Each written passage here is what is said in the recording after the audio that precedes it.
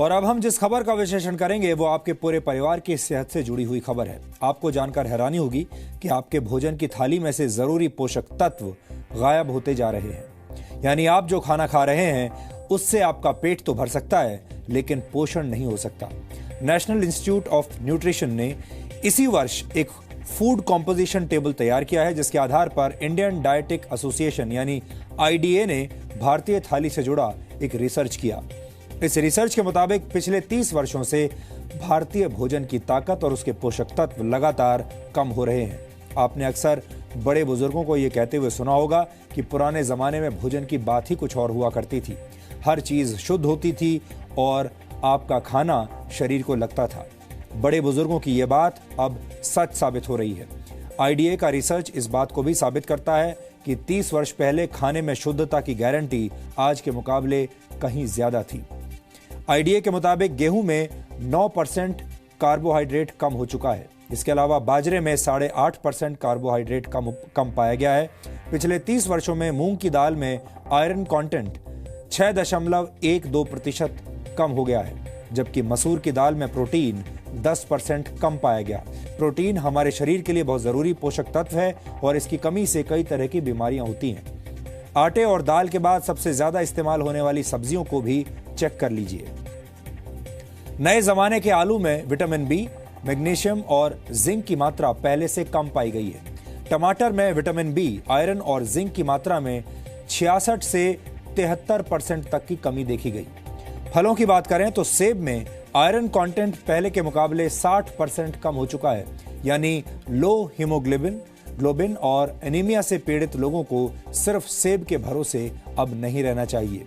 इस आंकड़े को देखने के बाद कई पुरानी कहावतों से आपका भरोसा उठ सकता है। अक्सर कहा जाता है an apple a day keeps the doctor away, यानी एक सेब हर रोज खाने से आप स्वस्थ रहते हैं और डॉक्टर से दूर रहते हैं। लेकिन इस दौर में ये कहावत भरोसा करने लायक नहीं रही, क्योंकि सेब के अंदर पोषक तत्व अब कम हो चुके हैं।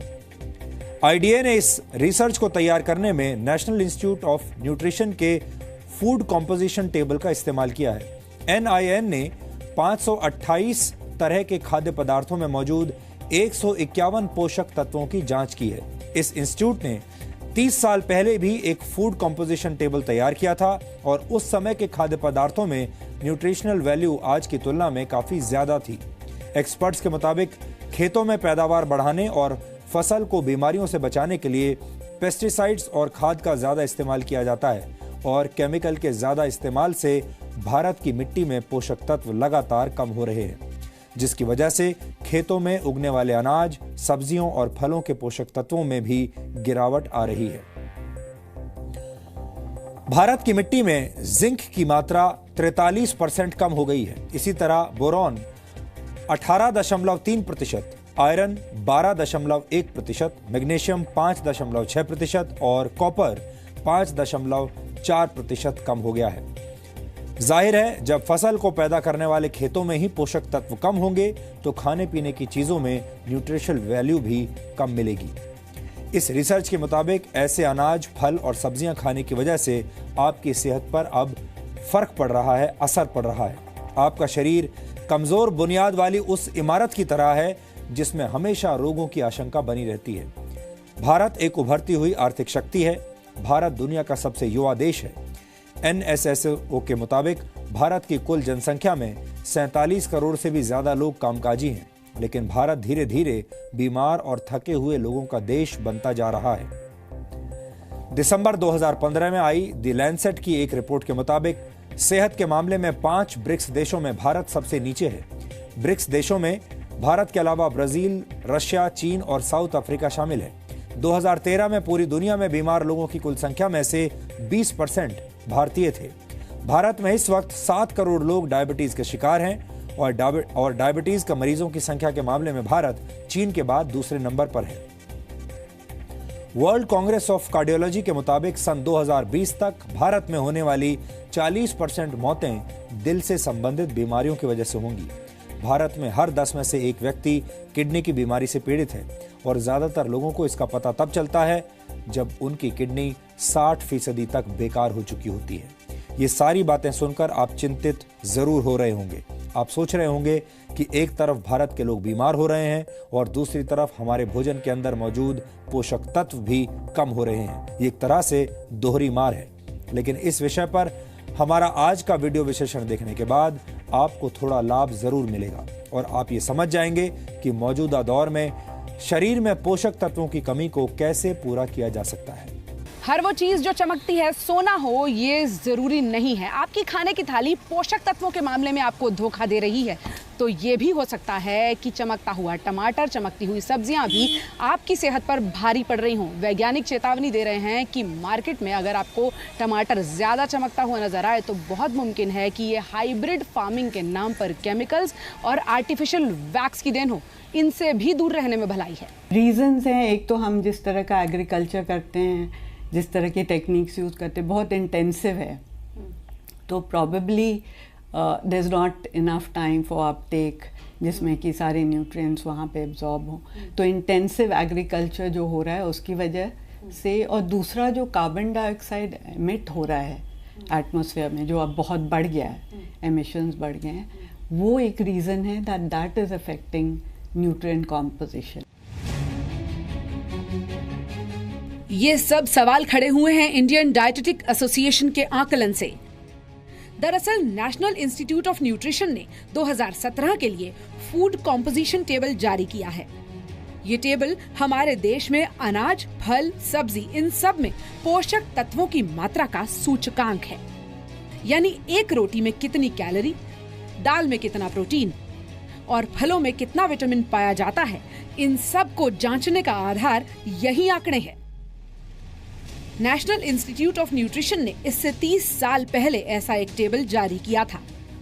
इंडियन डाइटेटिक एसोसिएशन ने जब 30 सालों में आए अंतर का आकलन किया तो पाया कि खाने से पोषक तत्व यानी न्यूट्रिएंट्स गायब हो रहे हैं। ये हर चीज़ का अलग अलग जैसे देखा गया है और बहुत जनरलाइज करना अभी मेरे लिए ठीक नहीं रहेगा, क्योंकि ये जो NIN ने अपनी फूड कॉम्पोजिशन टेबल्स 2017 में निकाली है तो उस पर अभी भी लोग उसको देख रहे हैं, समझ रहे हैं और उसको पूरी तरह ये एब्जॉर्ब करने की कोशिश कर रहे हैं। तो उसमें जनरली ट्रेंड्स देखा गया है, जैसे दालों में भी प्रोटीन की मात्रा थोड़ी कम हुई है, कुछ कहीं कहीं जैसे आयरन की मात्रा की कुछ चीज़ों में कम हुई है, अंडे वगैरह में भी प्रोटीन कम हुआ है। यानी ऐसा हो सकता है कि सब्जी, सलाद, चावल, रोटी और फल से भरपूर होने के बाद भी आपकी थाली आपको सेहत के लिहाज से भूखा ही मार रही हो। आपका पेट तो भर रहा हो लेकिन सेहत वाली जरूरत आधी ही रह जाए। एक स्वस्थ पुरुष को पूरे दिन में 2320 कैलोरी की जरूरत होती है, जबकि एक महिला को 1900 कैलोरी की जरूरत होती है। ये जरूरत खाने में शामिल रोटी, सब्जी, दाल, सलाद और फलों से पूरी हो सकती है। एक पुरुष को दिन भर में 60 ग्राम और महिला को 55 ग्राम प्रोटीन की जरूरत होती है। इसके अलावा कैल्शियम की जरूरत 600 मिलीग्राम होती है, जबकि महिलाओं को पुरुषों की तुलना में ज्यादा आयरन की जरूरत होती है। एक महिला को पूरे दिन में 21 मिलीग्राम आयरन की जरूरत होती है, जबकि पुरुष को 17 मिलीग्राम आयरन की। लेकिन अगर अब आप ये सोचकर कंफ्यूज हो रहे हैं कि आपको कैसे पता चलेगा कि जो खाया वो तन के साथ साथ मन को यानी सेहत को भी लगा या नहीं लगा, तो जानकार ये सलाह देते हैं कि अपने खाने में सेहतमंद चीजों की वैरायटी लाएं। वैरायटी डाइट में लेनी चाहिए।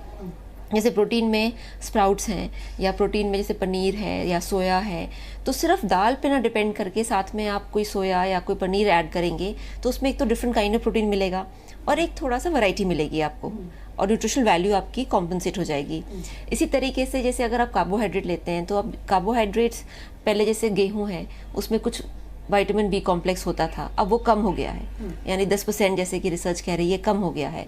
तो वो 10% कॉम्पनसेट करने के लिए अगर वही विटामिन आप फ्रूट एक्स्ट्रा ले लें या जैसे आप कोई सैलड एक्स्ट्रा ले लें या वेजिटेबल जूस एक्स्ट्रा ले लें तो वो कॉम्पनसेट हो जाएगा। अगर आप सेहतमंद खाना खा रहे हैं यानी प्रोसेस्ड और जंक फूड से दूर हैं, तो आपकी सेहत को खतरा थोड़ा कम है। लेकिन अगर आपके बाल तेजी से गिर रहे हैं, त्वचा पीली पड़ रही है, नाखून टूट रहे हैं और आपको हर वक्त कमजोरी का एहसास होता है, तो हो सकता है कि आपकी सेहत की जरूरत पूरी करने के लिए आपको मल्टीविटामिन्स की जरूरत पड़ जाए। सबसे पहले तो जैसे कि आप पैकेज्ड फूड कम लेके, अगर आप सीजनल जो फ्रूट है, वेजिटेबल है और खाना है, अनाज, वो ज़्यादा लें, सीजनल जो आपका खाना है।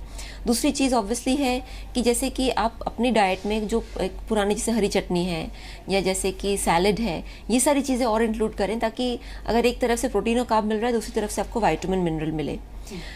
देन अगर डेफिशिएंसी बहुत ज़्यादा बढ़ गई है और कमज़ोरी आ गई है या दिख रहा है कि प्रॉब्लम्स आ गई हैं, तो फिर हो सकता है मल्टीविटामिन्स भी लेने पड़े।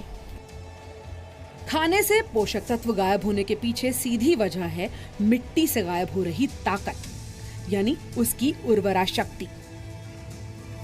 तेजी से फसल उगाने के चक्कर में एक ही जमीन पर बार बार फसल उगाना, केमिकल्स और कीटनाशकों का ज्यादा इस्तेमाल, हाइब्रिड फार्मिंग यानी इंजेक्शंस की मदद से फल सब्जियों को जल्दी बड़ा करना, ये उन बड़ी वजहों में से है जो आपकी थाली तक सेहत पहुंचने से पहले ही उसमें केमिकल्स का कॉकटेल घोल चुके होते हैं। बढ़ती आबादी में ज्यादा फसल बिक तो जाती है, लेकिन क्या मिट्टी में सेहत बाकी रह जाती है? इसी सवाल का जवाब तलाशने के लिए सरकार सॉइल हेल्थ कार्ड पर जोर दे रही है। यानी आपकी जमीन कितनी सेहतमंद है और वो कौन सी फसल उगाने के काबिल है, ये तय करने के लिए जमीन की टेस्टिंग की जाए और उसे फिटनेस का सर्टिफिकेट भी दिया जाए। यही पैमाना ये तय कर सकता है कि हम आप तक पहुंचने वाले फल, सब्जी और अनाज कितने सेहतमंद होंगे। टेस्टिंग लैब में है, जहां पर सॉइल टेस्टिंग लगातार की जाती है और इस वक्त भी आप देख रहे हैं यहां सॉइल टेस्टिंग के लिए काम चल रहा है। मेरे साथ त्रिवेदी जी हैं, इनसे मैं समझना चाहूँगी, सर सॉइल टेस्टिंग अगर कोई किसान ये समझना चाहे कि उसके लिए अपनी मिट्टी की जाँच कराना क्यों ज़रूरी है, तो आप उसको क्या बताना चाहेंगे? बेसिकली जो सॉइल होता है, सॉइल में एक एनपीके, नाइट्रोजन, फास्फोरस और potassium, these are the primary जो रिक्वायरमेंट होती है। जैसे आदमी के लिए हवा की रिक्वायरमेंट होती है, ये अगर जो डेफिशिएंट सॉइल होगी तो उसमें जो क्रॉप है वो उगाना एक जस्टिफाइड नहीं होगा। तो इसके लिए प्राइमरी जो नाइट्रोजन, फास्फोरस, पोटेशियम, इन्हें तो टेस्ट कराना ही कराना है, उनका लेवल्स आपको टेस्ट कराना है, टेस्टिंग है, और ये 2 से 3 दिन में आराम से टेस्ट हो जाते हैं। किसान को इससे क्या फ़ायदा होता है? देखिए, अगर किसान का बेसिक एम होता है यील्ड अगर जो आपके पास जो सॉइल है डेफिशिएंट है, एनपीके डेफिशिएंट है, तो आप कुछ भी क्रॉपिंग करेंगे आपको यील्ड नहीं मिलेगी। हम ये समझने की कोशिश कर रहे हैं कि सॉइल ओवर द पीरियड किस तरह से उसने अपनी न्यूट्रिशन यानी कि अपना खुद का जो पोटेंशियल है उसको खो दिया है। आपसे मैं पूछना चाहूँगी प्रदीप जी कि आप लोग लगातार सॉइल टेस्ट करते हैं, क्या आप लोगों ने भी ये महसूस किया है कि जो मिट्टी है उसकी जो पहले की ताकत थी वो अब नहीं रही और उसका असर हमारे खाने पीने पर भी पड़ रहा है?